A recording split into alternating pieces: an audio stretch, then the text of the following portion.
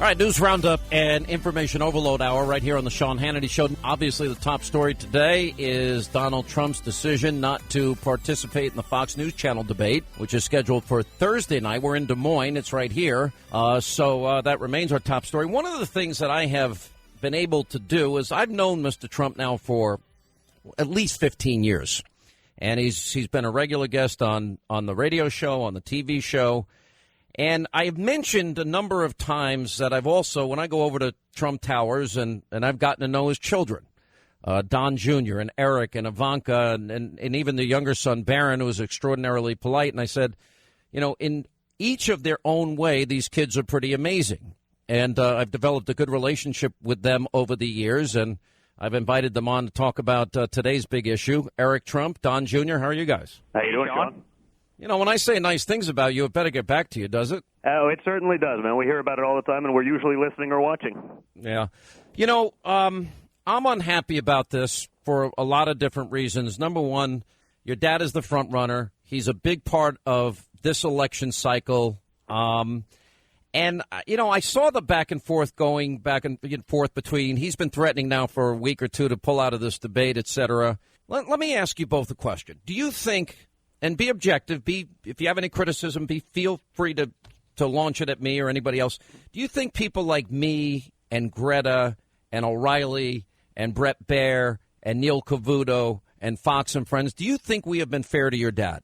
I think a lot of you guys have been very fair. I think, you know, what I saw yesterday and sort of the release that I'm sure came from the top over at Fox, you know, I thought it was totally inappropriate. I thought it was totally below the belt, and it was ridiculous. And you're not going to get anywhere with my father by, you know, trying to insult him and, you know, put him in that kind of spot. And so, you know, I agree with this decision. I mean, listen, I know that you've had a great relationship with him and many of the other people that you've listed, but I don't think, given the controversy of the past, given what happened in the initial debate, I don't think it's unreasonable to say that Megyn Kelly shouldn't be a moderator for this event when he's leading in it. So he's going to do what he But let me give you another.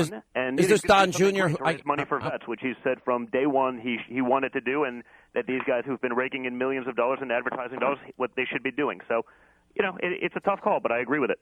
All right, but look, he can do a fundraiser for vets anytime he wants. I mean, he can do the biggest fundraiser ever. I've donated and give a lot of money to veterans organizations over the years. I mean, I've given a lot to them. I know you guys have. I know you guys are involved in this. Here's my question, though. All right, let's say, for example, that your dad did show up at the debate tomorrow night.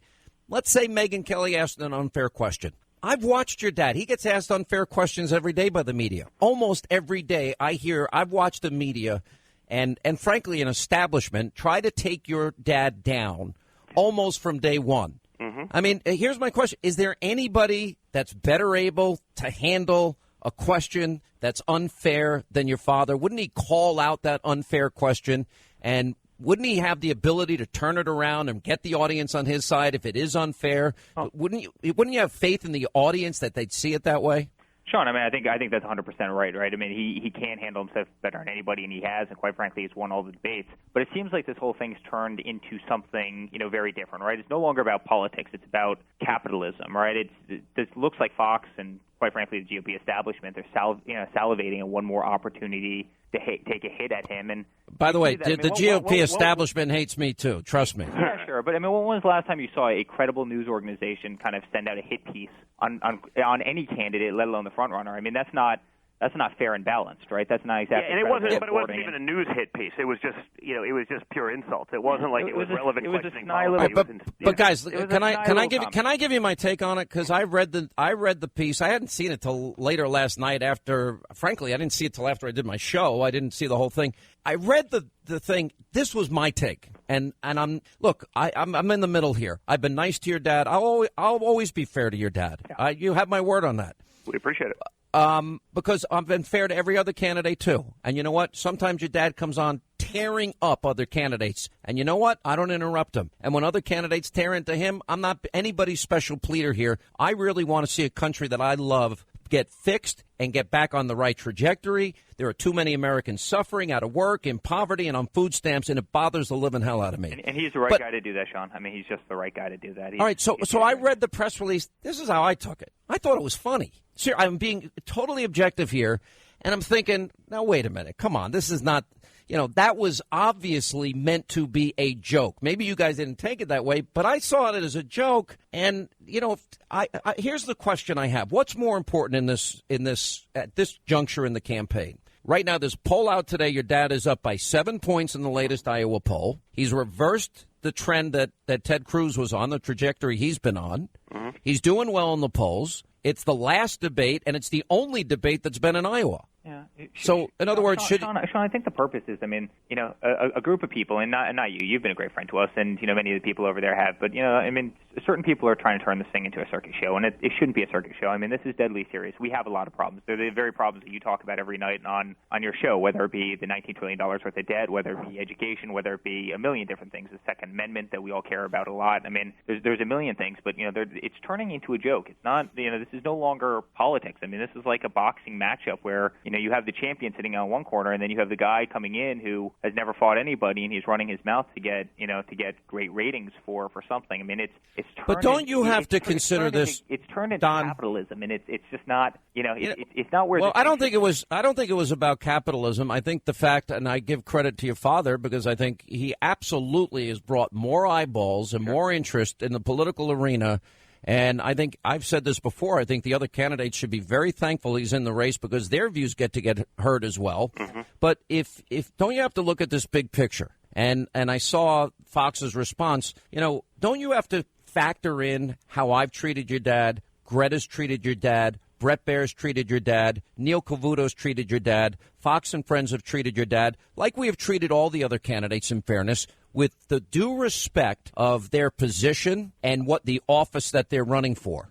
Now, of course, but I think they've done that, and he's done that with you guys. That's why we're talking with you right now, Sean. As it relates to the debate, there's been 6 of them. There's not a single establishment out there that hasn't said that he's won all 6 of those debates. So, at this point when he said, hey, listen, maybe you should be donating some money to the wounded vets, maybe you should be donating some of these monies and causes that are great and important to American people, that's what he's about. He's not going to get pushed around by the 800-pound gorilla, and that's how we have to act as a country.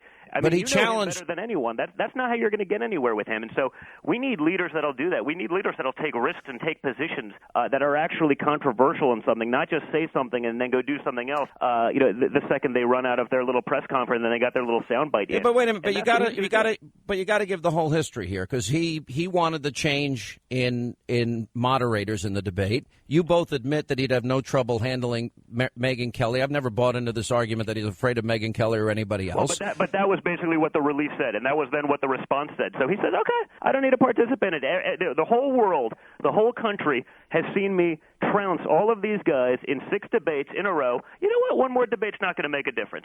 I'll deal directly with the people. I'll finally, deal with the people I want to be helping that I've been saying since day one, since the event number 1. This isn't some sort of new, marketing gimmick. He's been saying we should be doing let me ask you this. With the ratings that you're getting and the money that you're raking in for advertising.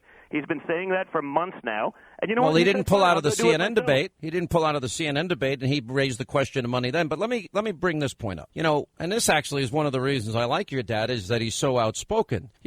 Like, for example, when there's been different moments in this campaign when your dad has said things that people go, oh, my God, you can't say that. Or, even his more recent comment.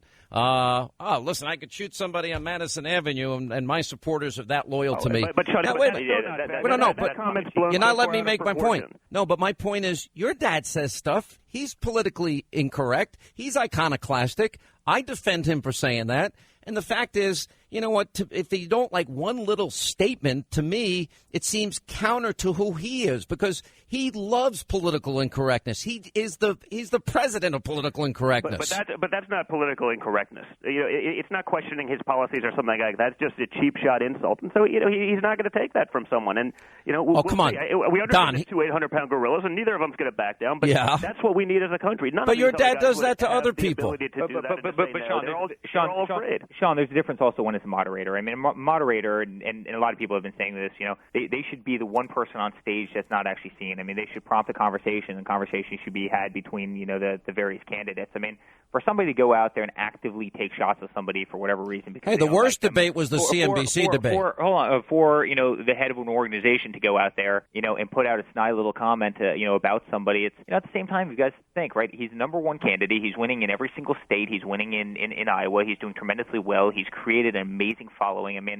Don and I couldn't be more proud of our father. He's doing absolutely incredible. But why does he have to sit back and deal with that? I mean, when was the last time a snide little comment like that was made about anybody else up on that stage? That's why I keep saying this is becoming a little bit of a circus show, and they're doing it for a reason.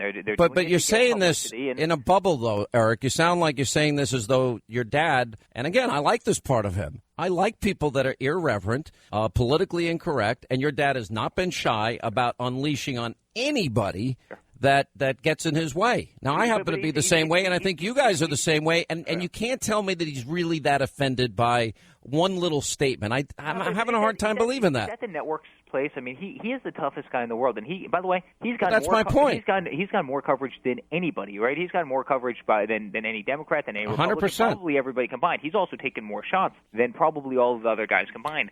The difference is it coming from a news agency that's supposed to be down the middle. But right? you have a news agency here, in my case, who is a conservative, that when other people in the media, and you got to remember this, if he wins the nomination and gets to a general campaign against Hillary or Sanders or Biden or Elizabeth Warren, that, you know what, he's going to have people like me, because this network exists and my voice is allowed to be heard. He's going to have people like me that will have his back so tough, and that's going to be so tough on any liberal candidate and fighting, because I don't believe liberalism does anything but hurts this country, i.e. Barack Obama. Sure. But you're also a great guy, and you wouldn't have sent out that comment. So. Correct. I mean, that's the thing. If you Fox hasn't sent anything, no other agency has sent anything like that out. I mean, even the liberal agency. No other candidate demanded a different moderator, though. Candidates like that. It's just it was so childish that I think his response is the right one, and he's got to show that. I mean, that's the way he's going to lead a country, which is he's not going to back down to anyone. He's not going to be pressured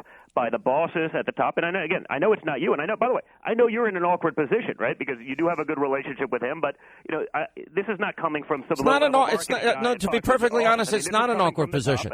But this is the thing. He's been friends with Roger for 30 years, and sometimes friends have disagreements. Of course. This is the type of thing that I think two guys that have been friends for 30 years, known each other for 30 years, big, powerful people in New York and around the world. You get on a telephone, you say, I didn't like this, I didn't like this, I didn't like that, I didn't like that. And I'm you sure come that to will it. happen, Sean, after Thursday. And listen, I'm Sean, trying to be, blessed are the peacemakers. I know you guys are coming back in time. It's just, he's not gonna back down. Unlike every other person that's up there that'll cave to any whim of anyone who's going to give a little bit of influence, that's not his style. He's not going to do that, and that's the way the country needs to be led. We need someone that finally. Let me ask you this: by the way, Sean, why do you think this opens up? Do you think this opens up for his opponents? Well, number one, it gives them more time on stage. It gives them an opportunity to trash him. Opens up the narrative that Donald doesn't have the temperament to be president and that he's afraid. Why open the door for that? We all know that's not the truth. Again, they've seen him trounce all those guys in 6 debates, and so they'll sit there and take their pot shots. But, in the end, what Jeb Bush says at this time, I don't know that it's going to affect anything. I don't know that anyone. I'm not talking about, but it is a close race in Iowa, or has been for a couple of weeks. I mean, how would the Iowa? Why risk alienating Iowa voters? Sean, I don't think the Iowa voters are going to learn anything more about the man. I mean, first of all, he's an amazing man. Second of all, he's going to dedicate that night to vets. He's going to hold a big event. You've heard him talk about vets, every day since the beginning of the campaign. And we're going to have a lot of fun doing that. But we all know you can do that any night. No, in all seriousness. And by the way, and he has in the past as well. But you know what? The time is now, and that's what he's going to do. And by the way, how many more debates do you need? I mean, they've gone up on stage. They've debated 6 times. He's won every single one of the debates. He's winning on a national level. I mean, it's almost foolish at this point. It's almost silly. Like I'm actually thrilled as a guy who's proud of the vets, as a guy who loves his country. I'm actually thrilled that he's going to go there. And you know what? There's going to be a very big stage that night because everybody's going to be looking at him. And you know what? On the other hand, these guys deserve tremendous recognition, and quite frankly, they're going to get it tomorrow night. You know, one thing that would be great if he does show up, it would be insane. I actually think you probably double the $26 million you got in the first debate. I wouldn't put my money on that one, Sean, but I don't disagree with you, but I wouldn't make that bet. So you're tipping me off. Don't make that bet. Right. I wouldn't bet. Now, I understand Ivanka's expecting a baby, in like 2 weeks, right? She's a couple weeks out. Yeah, she's a couple weeks out. She's in March, but coming along quick. A lot of kids running around here, Sean. Oh, yeah. All right. Listen, we appreciate you coming on. I wish your dad would be at the debate. I am a small player. I have little influence, but I tried to convince you both. Obviously, you take after your father. Oh, yeah. Well, we love your friendship, and we can't thank you enough, Sean. We appreciate it. You're a great guy.